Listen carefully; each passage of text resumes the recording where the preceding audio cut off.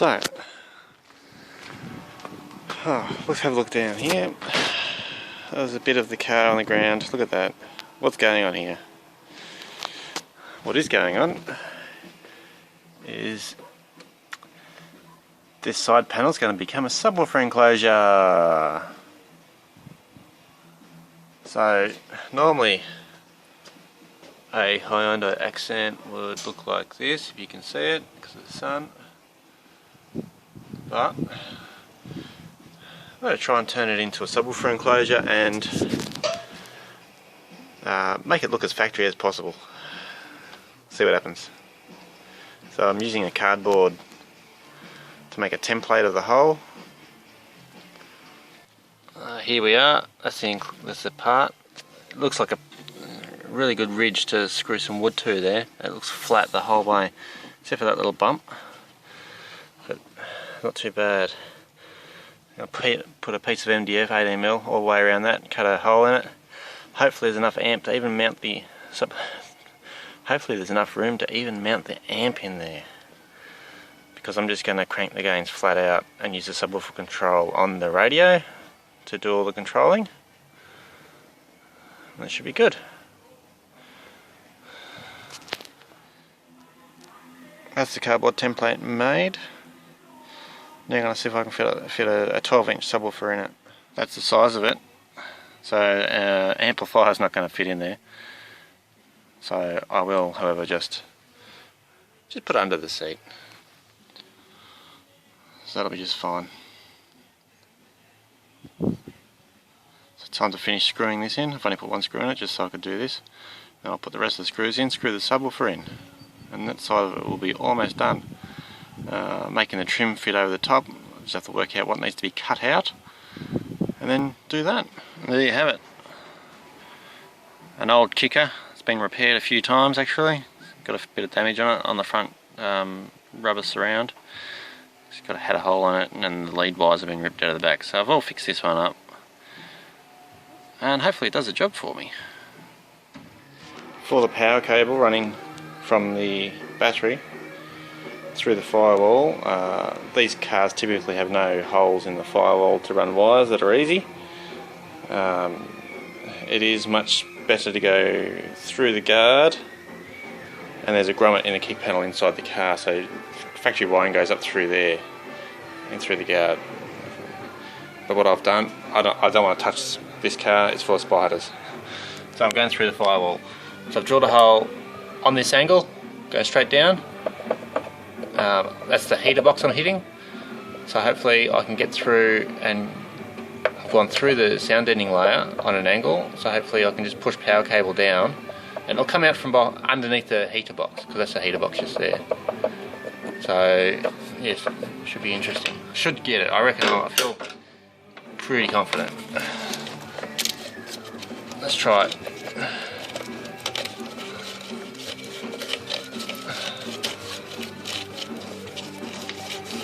I think we're a winner.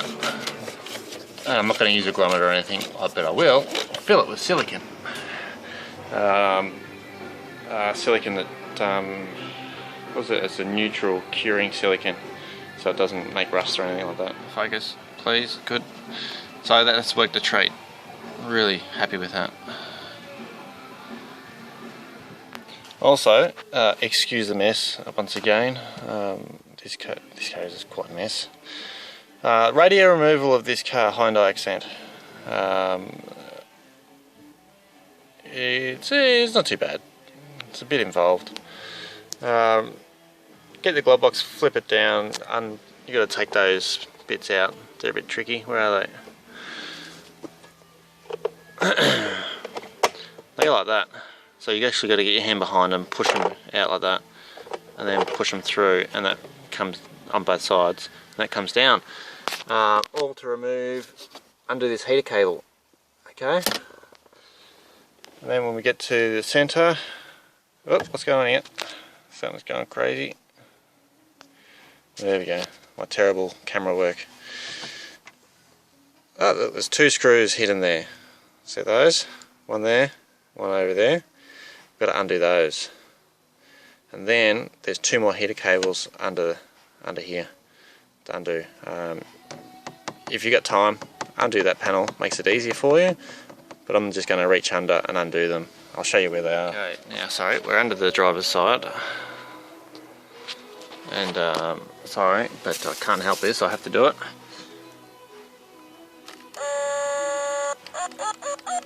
There you go, feel better now. Under there, you can see there's two heater control cables. The yellow one and and the other one. So I'm going to undo those. Very difficult to get to without removing the dash trim, but I'm going to do it anyway. I don't know what the yellow wire is for hanging down, something I've done. Anyway. Okay, provided we undo those cables correctly, this should all just pull straight out. It does pull straight out, but as long as the heater cables come out. I've already pulled it a little bit to get one of the screws out, but just pulling it, you grab the edges as they come out. Just help if I held the camera. Oh, stuff falling out. Don't know what's going on there.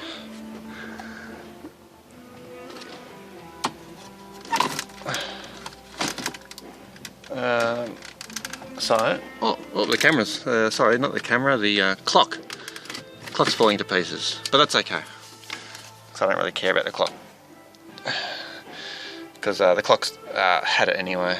And I won't even put this trim back in, I don't think, for now. Probably should, because I need a heater, because it's winter. But all the globe's gone in the heater, so plan ahead. You might need some globes. Yeah, so you can actually see a bit of the radio down there, because all I've done is I've left the trim in there, pulled it out as much as I need to, unscrewed it. I only need to get to the back of this, but if you had to, you could unplug it. I need to plug a subwoofer in, and I need a remote, amp, trigger power. That's all I need from behind the radio. I'm going to do that, put it back together. I will just put it back together. I'm not worrying about the globes. And I don't know, that clock's broken. I'm not going to worry about that. Had it all running. Amp wired up. Amp works. Old kicker subwoofer does not work. So we're going to have to repair this subwoofer because it's got a broken wire. So I'll fix that. And we'll use this. I'll just solder a bit of wire in there. It's a bit tricky, but we'll do it. And I'll show you what's wrong with this subwoofer. Alright, so here it is. I didn't know this subwoofer was actually stuffed. I think it's blown up.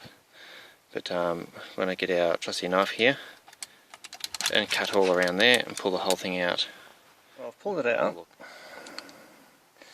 Much to my amazement, there's actually nothing wrong with this, except the voice coil looks perfect.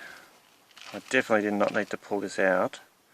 What I should have done is cut this top dust cap off, because it's something loose inside it. It just failed internally of that dust cap. There's something in there. So I'm going to cut that off and see what's in there. Yeah, so I've cut the dust cap off. Definitely should have done it first, but it's a bit late now. It's a good subwoofer, the old kicker was. So this has come undone, unglued, basically. So you can see straight through there. That was just rattling around. It sounded absolutely terrible, but it's rubbish now anyway. So we'll make this cheap one work. Hopefully it works alright. I'm very disappointed, to say the least, because this old kicker subwoofer was doing an awesome job, except for the rattly sounds it was making. Oh well, in the bin it goes. Well, there you have it. It's in there. I'm not going to do the trim as yet. I will. I might make a secondary video cutting the trim out and making it fit. But for the moment, I'm not going to do it because that subwoofer is still not very good. Not sure whether it's just the surrounding panels and whatever are just rattling, but I'm just going to run it for probably a week or so and see how it goes.